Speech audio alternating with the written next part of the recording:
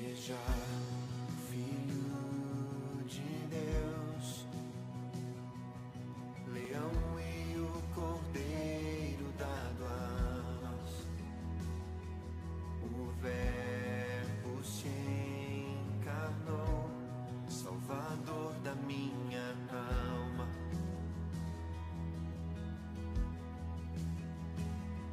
Sofreu por tanto amar. Graça e a paz do Senhor Jesus a todos os ouvintes do programa Palavra Viva. Meu nome é Miqueias Alves, eu sou membro da Igreja Assembleia de Deus, Ministério Belém. Nossa congregação fica situada na Avenida Bel Correia Guimarães, 1332, Vila Rica, Pindamonhangaba, São Paulo. Para quem é de Pinda, é na Rua do Senai. Meu WhatsApp é 12 99192 5941. 12 9192 5941. 12 9192 5941. Envie a sua mensagem fazendo seu pedido de oração, que incluiremos na nossa oração final.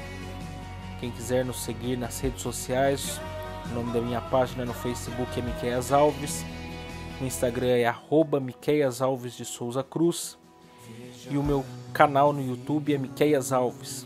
Nos sigam lá, que temos conteúdo todos os dias por meio de nossos vídeos. O Verbo se encarnou, Salvador da minha alma. Vamos orar ao Senhor para começar o nosso programa de hoje. Senhor meu Deus, Pai amado e Deus eterno, nós te agradecemos por mais essa oportunidade de estarmos diante da Tua presença. Abençoa esse programa, as pessoas que irão nos ouvir através desse meio de comunicação e que o Senhor possa fazer coisas extraordinárias por nós, em nome de Jesus. Amém.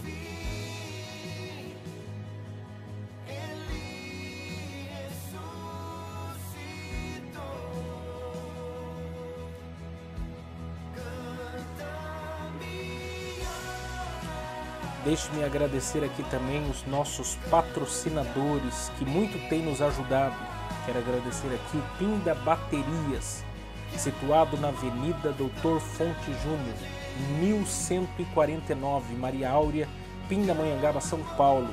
O telefone é 12 3648 8135 ou 12 9191 3026. Bateria somente para carros a partir de R$ 150, com troca em até 3 vezes sem juros. Tratar com Neide Ramos ou Cláudio Bueno, nossos amigos e irmãos em Cristo. Como também quero agradecer a Marcearia Betel, situado na Rua Bulgária, 355, Pazim, Pindamonhangaba, São Paulo. O telefone é 12 988 96 3701. E esse número também é o WhatsApp. E atenção, lancheiros, produzimos o melhor pão de hambúrguer da cidade. Tratar com Wesley, meu amigo em Cristo.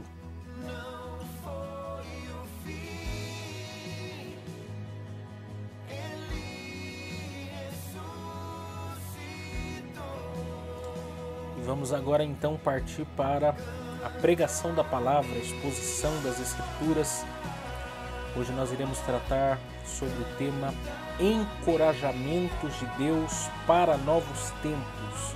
Encorajamentos de Deus para novos tempos. Essa mensagem tem como base o texto de Josué, capítulo 1, versículos de número 1 a 9.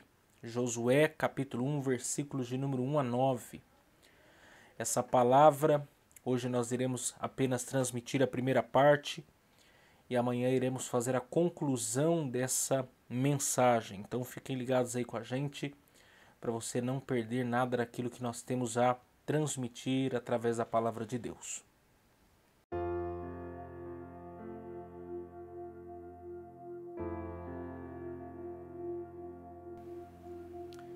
Em Gênesis, capítulo 12, Deus fez uma promessa ao patriarca Abraão, pai da nação de Israel, em que requeria dele 3 condições e que prometia 5 bênçãos. As 3 condições eram: primeiro, sai-te da tua terra; segundo, e da tua parentela; e terceiro, e da casa de teu pai. Isso acarretaria em 5 bênçãos. Primeiro, far-te-ei uma grande nação; segundo, abençoar-te-ei; terceiro, engrandecerei o teu nome, e tu serás uma bênção; quarto, abençoarei os que te abençoarem, e quinto, amaldiçoarei os que te amaldiçoarem. No capítulo 15 do livro de Gênesis, Deus renovou essas promessas a Abraão e lhe advertiu do seguinte: então disse a Abraão: saibas de certo que peregrina será tua semente em terra que não é sua, e servi-lo-á e afligi-la-ão 400 anos. Mas também eu julgarei a gente a qual servirão, e depois sairão com grande fazenda. E tu irás a teus pais em paz, em boa velhice serás sepultado. E a 4ª geração tornará para cá, porque a medida da iniquidade dos amorreus não está ainda cheia. E sucedeu que, posto o sol, houve escuridão, e eis um forno de fumaça e uma tocha de fogo que passou por aquelas metades. Naquele mesmo dia fez o Senhor um concerto com Abraão, dizendo: a tua semente tenho dado a esta terra, desde o rio do Egito até o grande rio Eufrates, e o Queneu, e o Quenezeu, e o Cadmiel, e o Eteu, e o Ferezeu, e os Refaíns, e os Amorreus, e os Cananeus, e os Girgazeus, e os Jebuseus. Deus havia alertado Abraão do que sucederia à sua descendência. E depois dessa palavra, o tempo de Isaac passa pela geração ou pelo meio dele gerar 2 nações, os edomitas, os israelitas. O tempo de Jacó passa, personagem que aos 91 anos de idade tem seu nome trocado para o que seria o nome oficial de sua nação, Israel. O tempo de José passa, ele que foi governador do Egito num momento de crise. O tempo de Moisés passa, ele que foi quem conduziu o povo pelo deserto, até chegar ao tempo de Josué, o sucessor de Moisés. Então a pergunta é: quem era Josué? Primeiro, Josué era sinônimo de vida, esperança e salvação. Quando vamos observar a genealogia do povo de Israel, sempre partimos de seu patriarca, Abraão. Abraão gerou Isaac, Isaac gerou Jacó, e Jacó gerou 12 filhos e uma filha. Desses 13 filhos, Deus levantou José para ser governador do Egito, que também gerou Manassés, que significa perdão, e Efraim, que significa duplamente abençoado. Efraim, segundo Gênesis 48, versos de número 11 a 22, recebeu uma bênção diferenciada.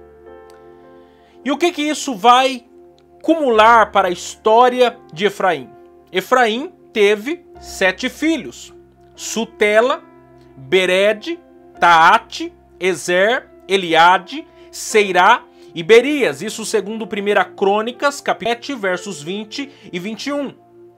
Contudo, 2 de seus filhos, Ezer, que significa tesouro, e Eliade, que significa Deus justifica, tornaram-se ladrões de gado. Ou seja, os sonhos que Efraim havia sonhado para os seus filhos vieram a ser frustrados. Lembrando que os nomes dados pelos pais no Antigo Testamento significavam muito sobre o contexto em que nasciam ou o que os pais idealizavam para o seu futuro. Ezer e Eliade, numa de suas tentativas de roubo na cidade filisteia de Gade, acabaram morrendo e, sem dúvida, trazendo muita dor e angústia a seu pai Efraim. Isso segundo 1 Crônicas, capítulo 7, versos de número 21 e 22. Efraim se fosse consultado pelos psicólogos ou psiquiatras de nosso tempo, seria diagnosticado com depressão pós-morte. Afinal, a vida nos prepara para ver a morte dos avós e dos pais, mas nunca dos filhos e netos. O que significa que a dor de Efraim era justificável, pois se tratava de uma perda irreparável. A prova disso, por exemplo, se dá com os eventos pós-morte dos filhos Ezer e Eliade. Depois dessa tragédia, Efraim e sua esposa se deitam e geram mais um filho, que Efraim colocou o nome de Berias, porque as coisas iam mal na sua casa. Isto é, Efraim, amargurado com a recente tragédia, descarregou ou descarrega todas as suas frustrações nessa criança que mal sabe o que está se passando, mal sabe o que está acontecendo. Efraim não consegue ver um futuro de bênção, ele não consegue ver um sinal da bênção de Deus para o seu futuro. E o significado do nome Berias é o quê? Desgraça. Ou seja, quando Efraim coloca esse nome em seu filho, ele está dizendo assim, não tem jeito. Talvez esse menino será como os seus irmãos, mais um roubador de gado. E aqui cabe uma ilustração que é muito interessante para nós pensarmos sobre essa perspectiva de vida. Conta-se uma lenda que em uma determinada cidade havia uma casa abandonada com 10.000 espelhos dentro, chamada a Casa dos 10.000 Espelhos. Nisto, um cachorro sorridente, alegre, entrou na casa e se viu projetado nos 10.000 espelhos, o que fez ficar muito mais contente, pois para ele aquele era o momento, ou para ele aquele era o melhor lugar do mundo, visto que todos os que olhavam para ele estavam felizes e sorridentes. Contudo, um outro cachorro, e esse por sua vez mal-humorado, de cara feia, rosnando, entrou na casa. O que aconteceu? Ele ficou traumatizado porque viu 10.000 cachorros de cara feia rosnando para ele, a ponto de nunca mais querer ir até aquela casa. A moral da lenda ela é autoexplicativa. Efraim, com a cabeça, estava com a sua casa, estava com a sua mente totalmente deprimida, totalmente sem esperança, com tristeza, de modo que ele não consegue ver futuro. Aqui fica uma pergunta então para mim e para você. Qual é a influência que estamos sendo a nossa família? O que estamos profetizando a respeito de nossos filhos? A nossa casa tem a nossa cara. Você é um influenciador positivo ou negativo de sua casa?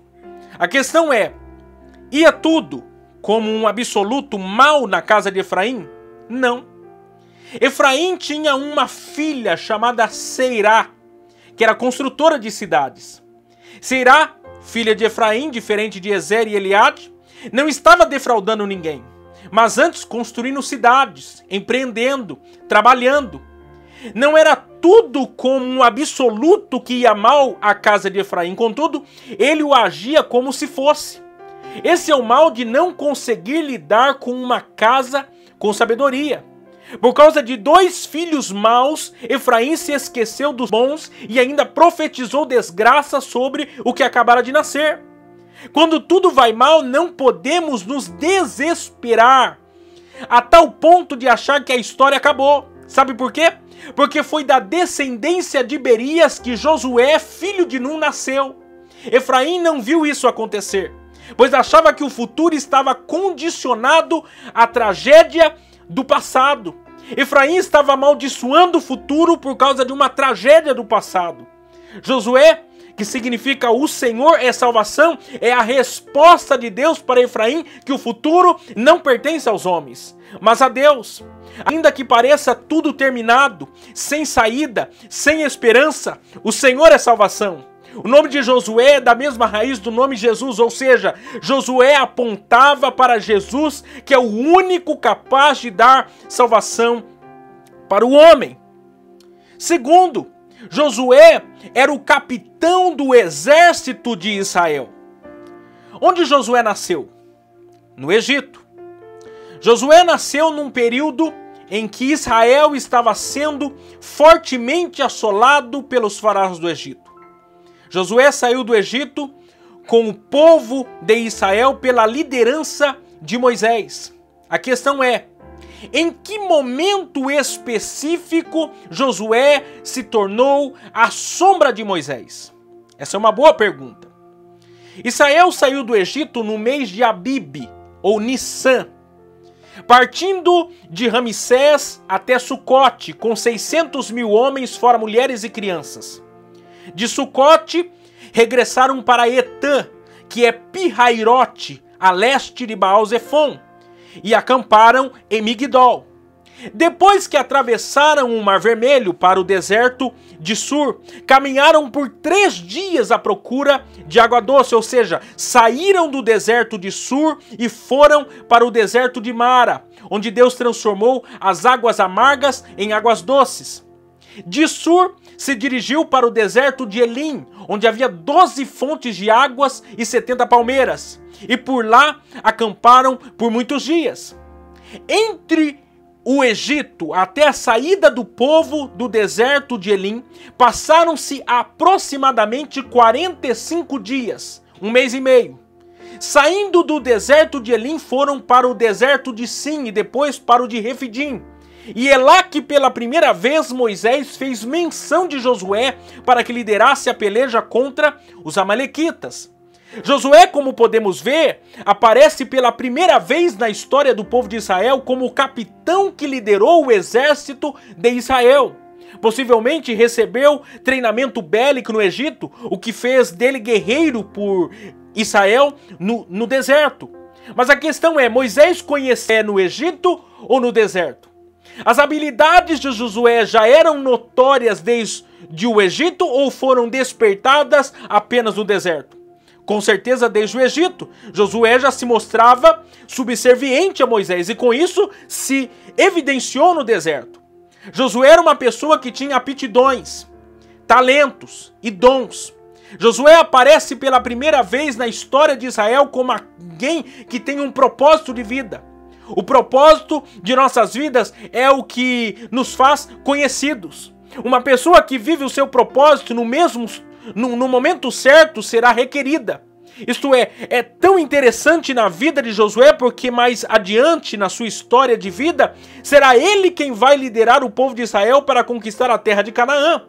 Em Josué capítulo 5, versos 13 a 15, por exemplo, ele terá o encontro com o príncipe do exército do Senhor. O texto diz, e sucedeu que, estando Josué ao pé de Jericó, levantou seus olhos e olhou, e eis que se pôs em pé diante dele um que tinha na mão uma espada nua.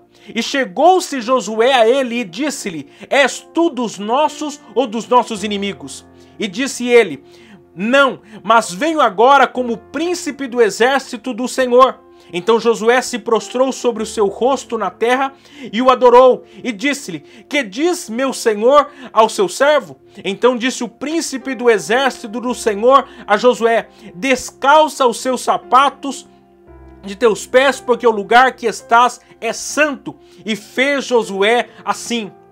Pergunta, quem é o príncipe do exército do Senhor?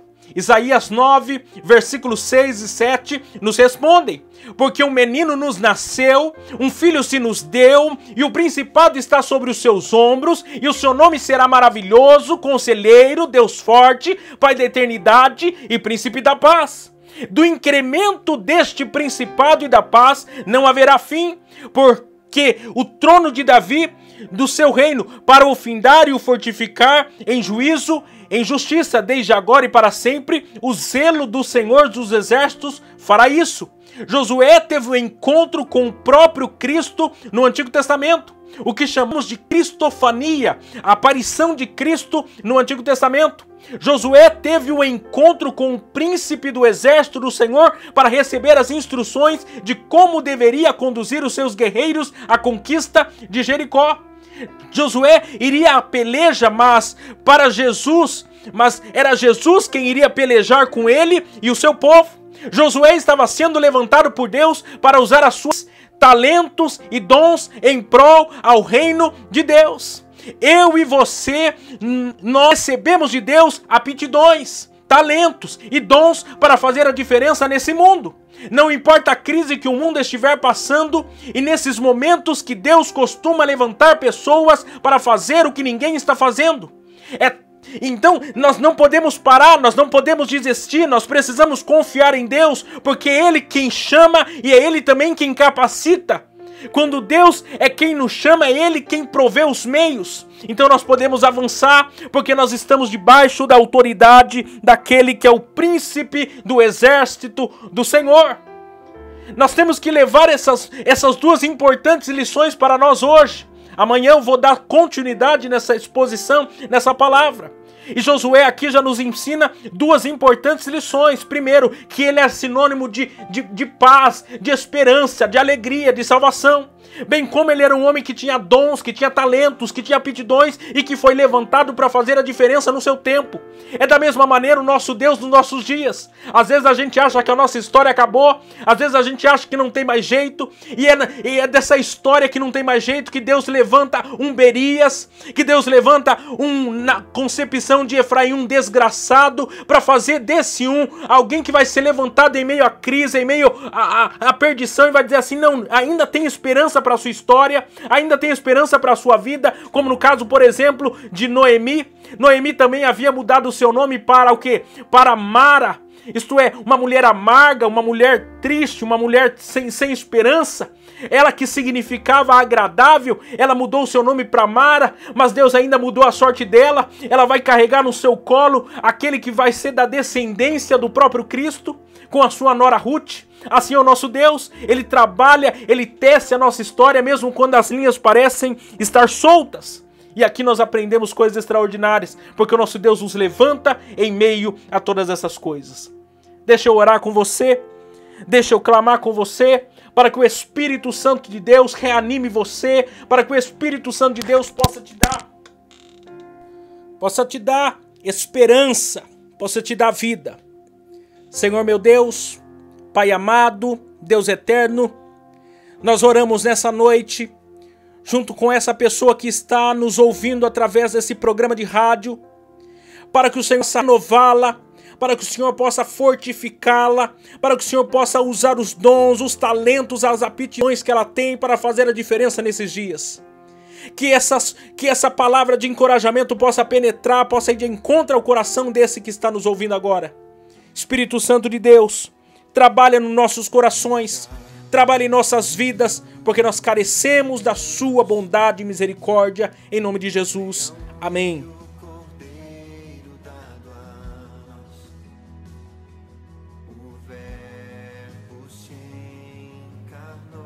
Estamos caminhando para o fim do nosso programa e eu ainda quero aqui agradecer aos nossos patrocinadores que têm nos ajudado. Quero agradecer aqui também a Dona Maria Bolos e Salgados, situado na Avenida CTI 205, Bonfim, Taubaté, São Paulo.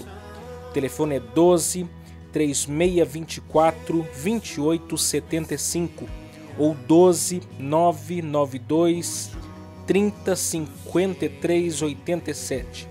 O Facebook é Dona Maria Bolos e Salgados, o Instagram @Dona Maria Bolos e Salgados.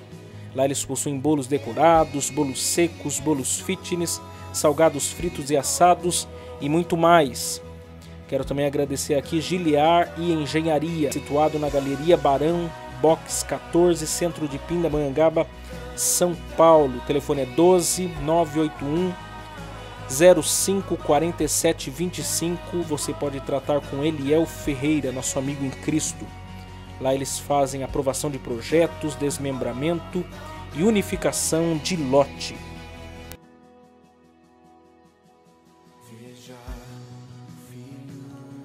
E nós vamos ficando por aqui.